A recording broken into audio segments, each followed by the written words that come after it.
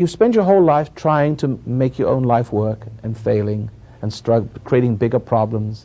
And out of those bigger problems comes more challenge to try to solve the problems. And you struggle and eventually you got bigger ones, and the bigger ones create challenges, and the challenges challenge you because there's only you, because you're God. See, you got yourself involved with solving the problems of your universe. You follow that? Now, there comes a point in that time where the problems become so big that you struggle and you struggle and you struggle, and then you give in, because you give in to the problem. You give in to the spirit of that problem, which is waiting for you all the time. You can give yourself completely over to the devil. Who knows what I'm talking about? Because only after the struggle, when you're thoroughly worn out and exhausted, and you're in pain, will that kind of condition be ripe in your head to accept the dark side practically forever. There could be a point where you could not come back. Do you understand what I'm saying here? Now I'm going to continue the point after you've said your thing. Okay. The only people... Can you stand up? Sure. You just described my whole life. My whole life is revolved around my mother and my sister, and I've spent my whole life struggling for one goal, to be free and independent of needing her. But you can't do it. I cannot do it. You know why? And I'm tired now. And now you're ready to give in to them, aren't you? I'm ready to give in. See, and that's what they're waiting for. Now, I know. you want to give in, but I say to you, the truth in life is giving up. You either eventually give over to hell or heaven. Now there's I'm here because I have learned all these things, and I hope, please God, I'm able to articulate them clearly enough. I'll miss some tricks somewhere along the line, but help me out and keep prodding me with your questions, and I'll get it all out, all right? Now, the trick of it is this. This is what I've seen.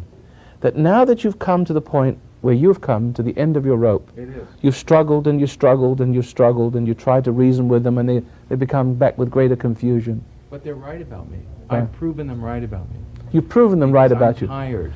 Yes. And I cannot describe or control what's progressively happened to me. And you prove to them that of yourself you can do nothing and that you need them. Absolutely. And that moment you need them, they'll accept you and love you. Every and then time. you're a dead man. Yes, I'm just about dead. You'll be dead in them. Mm-hmm. But it's like being alive in something. It's an only illusion, isn't it? Because you die and come alive in their love, don't you? Yes, and then you become a complete zombie. That's how all the cults, all the fanatics of the world, that's how they get to be fanatics. There's salvation for me. I've tried it all. I mean, this is I feel the last step before the cuckoo farm. I know, I understand, but we're close. I'm very tired. We're close. If this doesn't work, I'm not going to sit on the floor and chant or sit in an S seminar at the Hilton Hotel or something. I have tried, and I know I'm not a good person, but you're under a spell. You're under something. Feel that. You are caught up in something you do not fully understand, and until you fully understand it, I can't even work. I don't know how to work. Excuse me. Before you speak, I want to bring the point. I'm sure you're waiting for me to say what it is, aren't you? Wait for it, everyone. The thing is that once you have discovered what the game is, it is they set you up to react to them. They set themselves up as a problem to you, or they set up a problem in you to which you respond with a problem-solving answer, your own ego. In other words, what you must not do is this. You must not resent the pressures they put on you. You also, inside yourself, when it's not a they outside and it's a they inside, you must not resent your insurmountable problems and respond to it and to struggle against it with your own ego. You must not respond to take a certain strength from challenge. Hear me? You must not resent your problems, in other words. I say it. I come back to my one line. You must not resent your dilemma.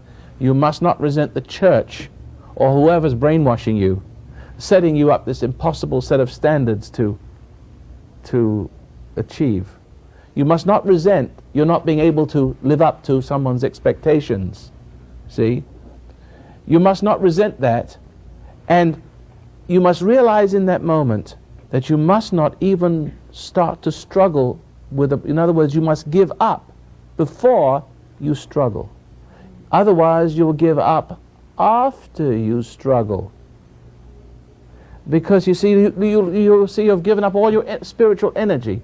You'll have given up all your strength, so that eventually you'll give in to that which has challenged you. Because by that time, you'll be more like them, more compatible with them, and more acceptable to them, and they to you. That's exactly what's happened to me. Exactly. I'm sitting here in that space. Okay, now, I'm asking you now to be very careful here, because you're so close to salvation, you can taste it. You must, when the temptation rises now, to do whatever it is that they want you to do to please them. You know what it is, don't you? You know what they want from you. Them. Want them to, but you resent that, don't you? And I know And then you it's try to wrong be, you resent it, them. and you try to be free. This is your scene. You resent them. You know they want you to need them, and they know that they want to make you a cripple, and they're going to reward you for your weakness for them eventually. I don't think they can help it. They can't help it, but frustrating. beside the point. That's also a point, but not beside this point. You know that's what they want. You resent that implication. You resent the intent. You see it beyond the surface of things. You see that they want you to be a cripple, that they don't really love you while pretending to love you. Right? I do They see want to that. be, see that? They're caught up in something they can't control either. They're being acted through, and what's acting through them is trying to get to you, make you I a feel slave. guilty for hating them because I see that. That is it. The guilt will always make you end up, Go back to them. go back to I them. always do. It will always, the resentment will always make you in the image of their suggestions. Let's say, for example, just deviate just for a moment. Mother says to her son, "You're no good, drunken, rotten bum like your father. You'll never be any damn good." Witchy noise. The little child keeps hearing that. The little child gets upset. The little child grows up with conflict because of anger and guilt. He's already beginning to take shape in the likeness of the mother's suggestion. He struggles not to drink, because now he's making up his mind. He's not going to be like his mother wants him to be. His little soul senses that, but he hates his mother. The hate sets up conflict. The conflict is so great, there's no other way he can relieve the conflict but by drinking or doing something dumb. And now he ends up drinking to relieve the conflict because he hates his mother. But he's already become like his father because his father hated his mother and hated his mother and his own mother before that. In other words, the reaction to the temptation, the accusation and the put down, the reaction itself has separated man from his salvation, from his ultimate good, and put into him the seeds of likeness of the thing which portend the future. In other words, he's becoming like, he's already forming inside his head through the reaction. He's beginning to take shape according to the prediction. You're going to be like your father. In other words, the boy is trying to resist, but he resists with one wrong response, with resentment. The moment he resists with resentment, he starts to be bonded to the source of that suggestion. He starts to take shape from it. And no matter how much he struggles, he's going to take shape. Because every time his mother comes on with her bitching and witchiness, he's going to resent it. Every time he resents it, his mind is taking shape. And eventually, his mother is going to prove that she was right all along. And the only truth that there is for that boy is to accept the truth. He is like his father, his mother was right. And accept her love. Can I add something to it? Is that making sense? Yes, it is. I can quickly tell you how it happened, very quickly. I was about 10 years old, and my mother and the kids were sitting outside, and she was serving soda pop, and she had a friend there, and she served me a half of a glass, and I called her cheap, because I was kind of feisty. And she ran after me into the bedroom, and she slapped me. And I told her I hated her, and I wish she would die. And she left, and she came back.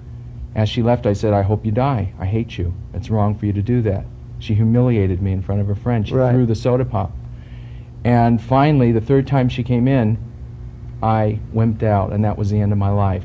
I apologized to her as she beat me. And I Because have paid with anger makes you feel like you are the one that has done the wrong, and especially if the other person is nice to you, and is like women tend to be nice to their children after they've been upset.